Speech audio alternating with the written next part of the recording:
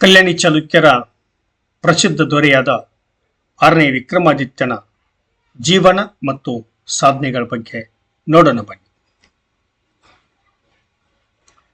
ಕಲ್ಯಾಣಿ ಚಾಲುಕ್ಯರ ಪ್ರಸಿದ್ಧ ದೊರೆ 6ನೇ ವಿಕ್ರಮಾದಿತ್ಯ. ಈತನ ತಂದೆ 1ನೇ ಸೋಮೇಶ್ವರ, ತಾಯಿ ಬಾತ್ಸಲದೇವಿ.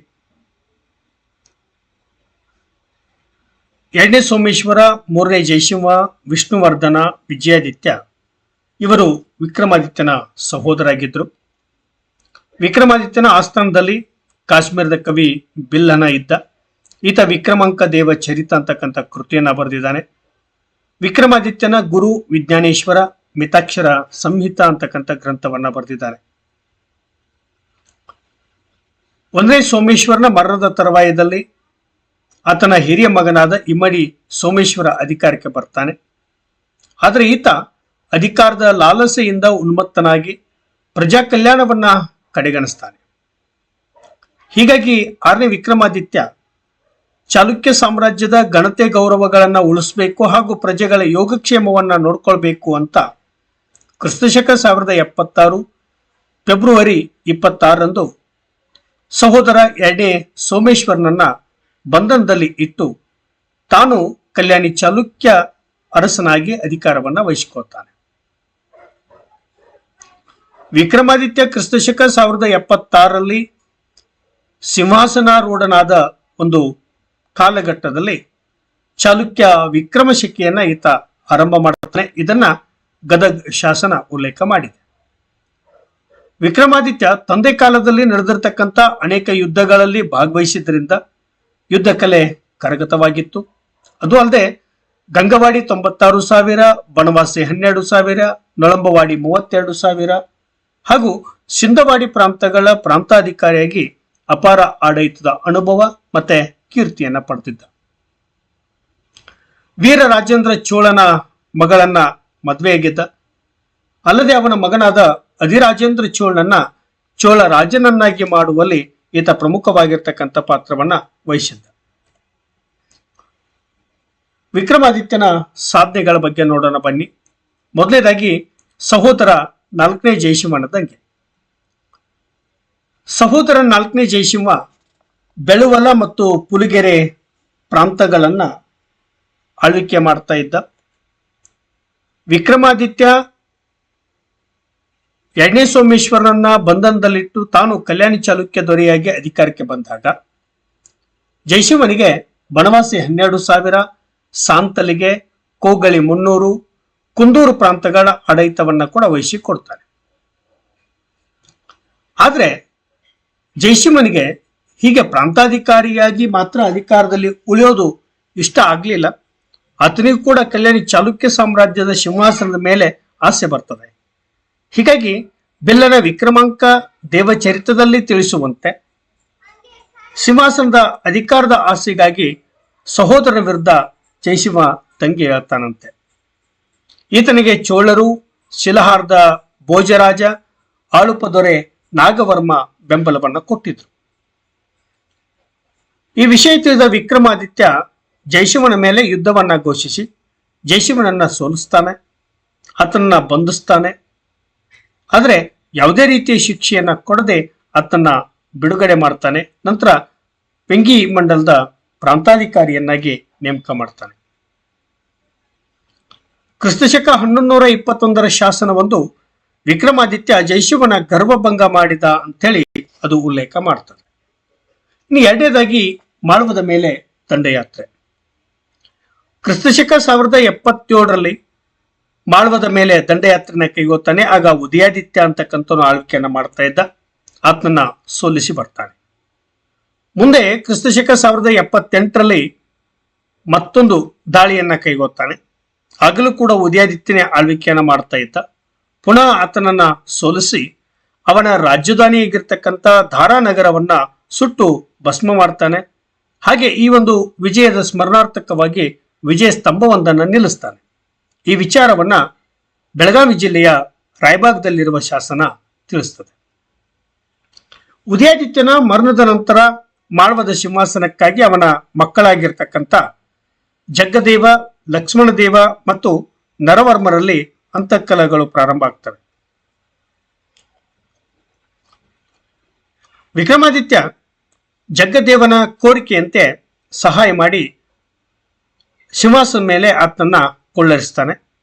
ನಂತರ ನರವರ್ಮ ಜಗ್ಗದೇವನನ್ನ ಅಧಿಕಾರದಿಂದ ತಳ್ಳಿ ಹಾಕಿ ತಾನು ಮಾಳವದ ಅಧಿಕಾರವನ್ನು ವಹಿಸಿಕೊಳ್ತಾನೆ. ಆಗ ವಿಕ್ರಮಾದಿತ್ಯ ಜಗ್ಗದೇವನಿಗೆ ತನ್ನ ರಾಜಧಾನಿಯಲ್ಲಿ ಆಶ್ರಯವನ್ನ ನೀಡಿ ತನ್ನ ಮಗನಂತೆ ಆತನನ್ನ ನೋಡಿಕೊಳ್ತಾನೆ. ಮೂರನೇದಾಗಿ ಉತ್ತರದ ದಿಗ್ವಿಜಯಗಳು. ಉತ್ತರ ಭಾರತದ ದಂಡಯಾತ್ರೆಯನ್ನ 6ನೇ ವಿಕ್ರಮಾದಿತ್ಯ ಕೈಗೊಳ್ತಾನೆ.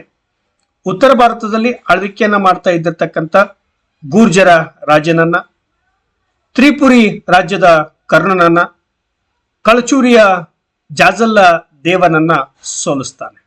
ಇವ್ರನ್ನೆಲ್ಲ ತನ್ನ ಸಾಮಂತರನ್ನಾಗಿ ಮಾಡಿಕೊಳ್ತಾನೆ.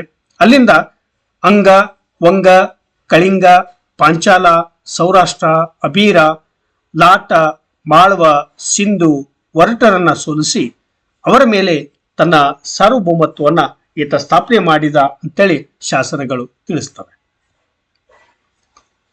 4ನೇದಾಗಿ ವೆಂಗಿ ಮೇಲೆ ನಿಯಂತ್ರಣ. ಈ ವೆಂಗಿ ಮಂಡಲದಗೋಸ್ಕರವಾಗಿ ಚಾಲುಕ್ಯ ಮತ್ತು ಚೋಳರ ಮಧ್ಯದಲ್ಲಿ ಸುದೀರ್ಘವಾಗಿ ಯುದ್ಧಗಳು ನಡೀತವೆ. ವಿಕ್ರಮಾದಿತ್ಯ ಕ್ರಿಸ್ತಶಕ 1085ರಲ್ಲಿ ಚೋಳ ರಾಜ್ಯದ ಮೇಲೆ ದಾಳಿ ಮಾಡಿ ಕಂಚಿ ಮತ್ತು ತಂಜಾವೂರುಗಳನ್ನ ವಶಪಡಿಸಿಕೊಂಡಿರ್ತಾನೆ.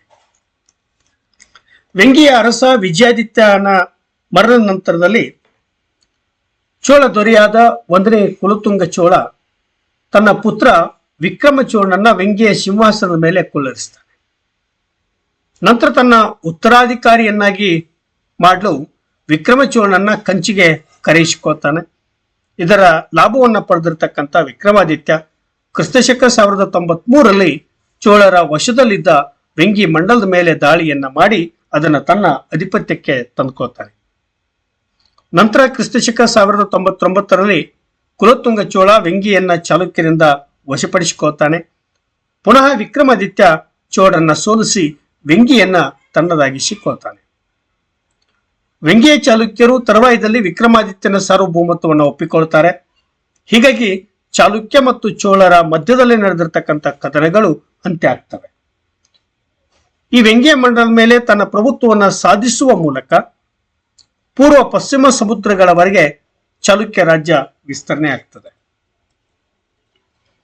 5ನೇದಾಗಿ ಹೊಯ್ಸಳರ ದಂಗೆಗಳ ದಮನ. ಆರಂಭದಲ್ಲಿ ಹೊಯ್ಸಳರು ಕಲ್ಯಾಣಿ ಚಾಲುಕ್ಯರ ಸಾಮಂತರಾಗಿದ್ರು. ನೃಪಕಾಮ, ವಿಣಿಯಾದಿತ್ಯ, 1ನೇ ಬಲ್ಲಾಳರು ಚಾಲುಕ್ಯರಿಗೆ ನಿಷ್ಠರಾಗಿ ನಡ್ಕೋತಾರೆ. ಹೊಯ್ಸಳ ದೊರೆ ಯರೆಯಂಗ, ಮಾಳ್ವ, ಚಿತ್ರಕೂಟ ಮತ್ತು 1ನೇ ಕುಲೋತ್ತುಂಗ ಚೋಳನನ್ನ ಸೋಲಿಸುವಲ್ಲಿ ವಿಕ್ರಮಾದಿತ್ಯನಿಗೆ ನೆರವಾಗಿದ್ದ. ಆರಂಭದಲ್ಲಿ 1ನೇ ಬಲ್ಲಾಳ ಚಾಲುಕ್ಯರ ಸಾರ್ವಭೌಮತ್ವವನ್ನು ಕಿತ್ತೊಗೆಯಲು ಪ್ರಯತ್ನಿಸಿ ವಿಕ್ರಮಾದಿತ್ಯನಿಂದ ತಕ್ಕ ಶಾಸ್ತಿ ಮಾಡಿಸಿಕೊಂಡಿದ್ದ. ಬಲ್ಲಾಳನ ತರುವಾಯ ಅಧಿಕಾರಕ್ಕೆ ಬಂದ ವಿಷ್ಣುವರ್ಧನ ಸಹ ಸ್ವತಂತ್ರನಾಗಲು ಪ್ರಯತ್ನಪಟ್ಟು ಚಾಲುಕ್ಯರ ಬಳ್ಳಾರಿ ಮತ್ತು ತುಂಗಭದ್ರಾ ನದಿ ಪ್ರದೇಶಗಳನ್ನ ಆಕ್ರಮಣ ಮಾಡ್ತಾನೆ. ಕ್ರಿಸ್ತಶಕ 1118ರ ಕನ್ನೇಗಾಲ ಕದನದಲ್ಲಿ ವಿಷ್ಣುವರ್ಧನ ದಂಡನಾಯಕ ಗಂಗರಾಜ ಚಾಲುಕ್ಯ ಸೈನ್ಯವನ್ನ ಸೋಲಿಸ್ತಾನೆ. ಇದರಿಂದ ಕುಪಿತನಾದ ವಿಕ್ರಮಾದಿತ್ಯ ವಿಷ್ಣುವರ್ಧನ ಸೈನ್ಯವನ್ನ ಎದುರಿಸಲಿಕ್ಕೆ ಇಮ್ಮಡಿ ಅಚ್ಚುಗಿಯನ್ನ ಸೈನ್ಯ ಸಮೇತ ಕಳುಹಿಸಿಕೊಡ್ತಾನೆ. ಕ್ರಿಸ್ತಶಕ 1122ರಲ್ಲಿ ಹಲಸೂರು ಮತ್ತು ಹೊಸಬೀಡು ಕದನಗಳಲ್ಲಿ ಹೊಯ್ಸಳರ ಸೈನ್ಯ ಸೋಲನ್ನ ಅನುಭವಿಸುತ್ತದೆ. ಮತ್ತೆ ವಿಷ್ಣುವರ್ಧನ ವಿಕ್ರಮಾದಿತ್ಯನ ಸಾರ್ವಭೌಮತ್ವವನ್ನ ಒಪ್ಪಿಕೊಳ್ತಾನೆ. ಆತನ ಸಾಮಂತನಾಗಿ ಮುಂದುವರಿತಾನೆ. 6ನೇ ವಿಕ್ರಮಾದಿತ್ಯ ಬದುಕಿರುವವರಿಗೂ ಹೊಯ್ಸಳರಿಗೆ ಸ್ವತಂತ್ರರಾಗಲಿಕ್ಕೆ ಸಾಧ್ಯ ಆಗಲೇ ಇಲ್ಲ. 6ನೇದಾಗಿ ದಕ್ಷಿಣ ರಾಜ್ಯಗಳ ಮೇಲೆ ಯುದ್ಧ. ಚಲದಂಕ ಮಲ್ಲನಾದ ವಿಕ್ರಮಾದಿತ್ಯ ದಕ್ಷಿಣ ರಾಜ್ಯಗಳ ಮೇಲೆ ಯುದ್ಧವನ್ನ ಕೈಗೊಳ್ತಾನೆ. ಕರಹಾಡದ ಶಿಲಹಾರ ದೊರೆ ಭೋಜರಾಜ, ಗೋವೆಯ ಕದಂಬ ಅರಸ 2ನೇ ಜಯಕೇಶಿ, ಕೊಂಕಣದ ಮೌರ್ಯ ದೊರೆ ಜಯಕೇಶಿಯನ್, ದಕ್ಷಿಣ ಕನ್ನಡದ ಆಳುಪ ಅರಸ ನಾಗವರ್ಮ, ಶಿಲಹಾರದ ಅಪರಾಜಿತ ಈ ರಾಜರನ್ನ ಸೋಲಿಸ್ತಾನೆ. ನಂತರ ಹಾಣಗಲ್ ಕದಂಬರು, ಯಲಬುರ್ಗಿಯ ಸಿಂಧರು, ಉಚ್ಚಂಗಿಯ ಪಾಂಡ್ಯರು, ವಾರಂಗಲ್ ಕಕ್ಕತಿಯರು ದೇವಗಿರಿಯ ಸೇವಣರನ್ನ ಸೋಲಿಸಿ ಇವರನ್ನೆಲ್ಲ ತನ್ನ ಸಾಮಂತರನ್ನಾಗಿ ಮಾಡಿಕೋತಾನೆ. ಕ್ರಿಸ್ತಶಕ 1089ರಲ್ಲಿ ವಿಕ್ರಮಾದಿತ್ಯ ಸಿಂಹಳದ ಅರಸ ವಿಜಯಬಾಹುವಿನ ಆಸ್ಥಾನಕ್ಕೆ ತನ್ನ ರಾಯಭಾರಿಯನ್ನ ಕಳುಹಿಸಿ ಸ್ನೇಹ ಸಂಬಂಧವನ್ನ ಬೆಳೆಸ್ತಾನೆ. ವೈವಾಹಿಕ ಸಂಬಂಧಗಳು. ವಿಕ್ರಮಾದಿತ್ಯ ಶಿಲಹಾರ ಅಪರಾಜಿತನ ಮಗಳಾದ ಚಂದ್ರಲೇಖನನ್ನ ಮದುವೆಯಾಗಿದ್ದ. ಕಳಚೂರಿಯ ಮಂಗಳವಾಡದ ಮಹಾಮಂಡಳೇಶ್ವರ ಜೋಗಮಯ್ಯನ ಮಗಳಾದ ಸಾವುಲಾದೇವಿಯನ್ನ ಮದುವೆಯಾಗಿದ್ದ. ಕೇತ್ಲಾದೇವಿ, ಮಹಾಲಕ್ಷ್ಮಿ, ಚಂದ್ರಲಾದೇವಿ ಮುಂತಾದವರು ಸಹ ಇವನ ಮಡದಿಯರಾಗಿದ್ರು. ತನ್ನ ಮಗಳಾದ ಮೃಳಲಾದೇವಿಯನ್ನ ಕದಂಬ ಅರಸ 2ನೇ ಜಯಕೇಶಿಗೆ, ನಾಗಲಾದೇವಿಯನ್ನು ಕಳಚೂರಿಯ ಪೆರ್ಮಡಿಗೆ ಕೊಟ್ಟು ಮದುವೆ ಮಾಡಿದ್ದ.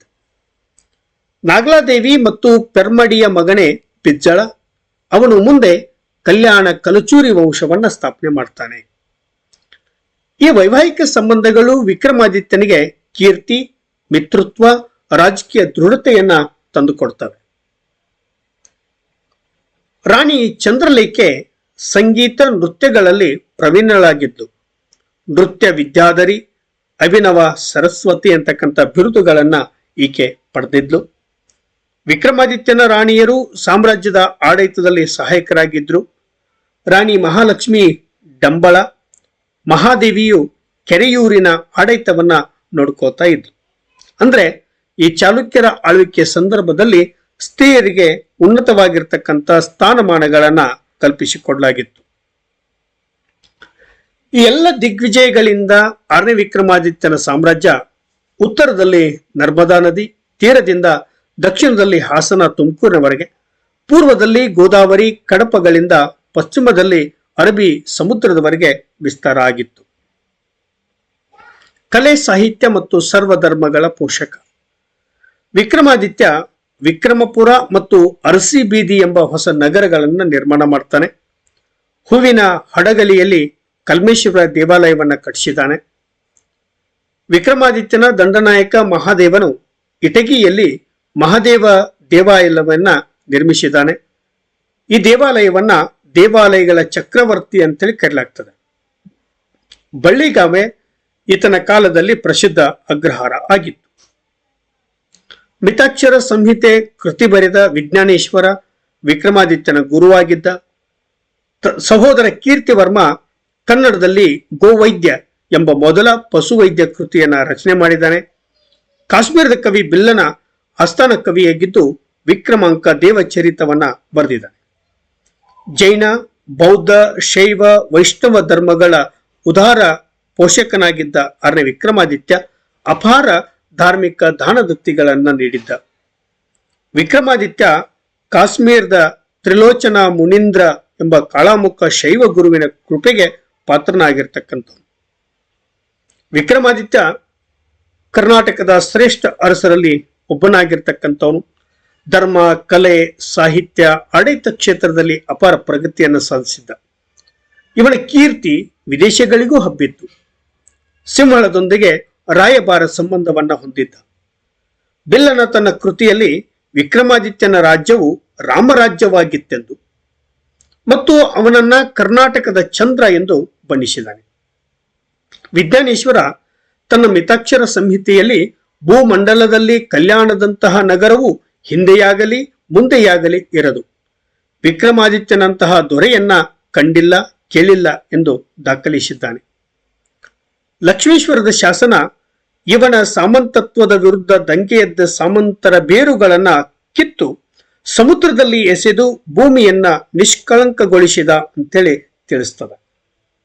ಒಟ್ಟಾರೆ ವಿಕ್ರಮಾದಿತ್ಯ ಧರ್ಮ, ಕಲೆ, ಸಾಹಿತ್ಯ, ಶಿಕ್ಷಣದ ಪೋಷಕ, ರಾಜನೀತಿ ನಿಪುಣ, ಮಹಾದಾನಿಯಾಗಿದ್ದು ಶಾಸನಗಳು ನಿತ್ಯ ಭೂದಾನಿ ಅಂತೇಳಿ ಕರೆದಿದ್ದಾವೆ. ಕನ್ನಡ ನಾಡನ್ನು ಆಳಿದ ಅರಸರಲ್ಲಿಯೇ ಅತಿ ಹೆಚ್ಚು ಶಾಸನಗಳನ್ನ ಕೆತ್ತಿಸಿದ ಕೀರ್ತಿ ಕೂಡ 6ನೇ ವಿಕ್ರಮಾದಿತ್ಯನಿಗೆ ಸಲ್ತದೆ. ಧನ್ಯವಾದಗಳು. ಈ ವಿಡಿಯೋ ನಿಮಗೆ ಇಷ್ಟ ಆದರೆ ನಮ್ಮ ಚಾನೆಲ್ ಅನ್ನು ದಯವಿಟ್ಟು ಸಬ್ಸ್ಕ್ರೈಬ್ ಮಾಡಿ.